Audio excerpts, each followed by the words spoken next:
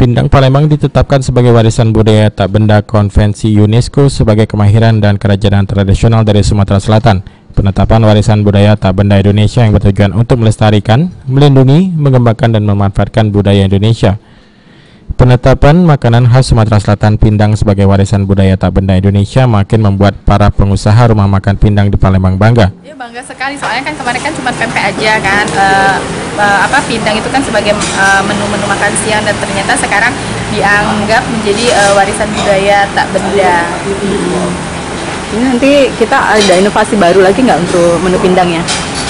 Mudah-mudahan nanti kita berinovasi di Pindangnya. Selama ini kan kita berinovasi di pempeknya, dan nanti untuk kedepannya mungkin kita akan memikirkan untuk berinovasi di Pindangnya. Pindang menjadi salah satu makanan yang paling dicari selain pempek bagi yang berkunjung ke Palembang. Artis Bima Samudra yang tidak menyukai ikan langsung menyukai Pindang, padahal baru pertama menyantapnya. Makannya pempek, terus sekarang sih barusan makan Pindang, udang, Pindang patin. Tahu Pindang dari mana biasanya? Dengar-dengar doang sih, biasanya nggak pernah makan Pindang, tapi barusan makan Pindang itu ternyata Pindang enak banget.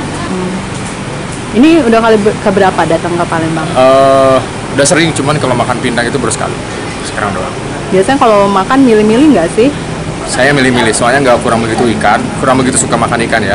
Cuman karena sekarang barusan nyobain makan Pindang itu ternyata enak. Nanti ketika sini, ketika Palembang lagi makan Pindang lagi. Pindang is the best. Susan Oktaria, PAL TV.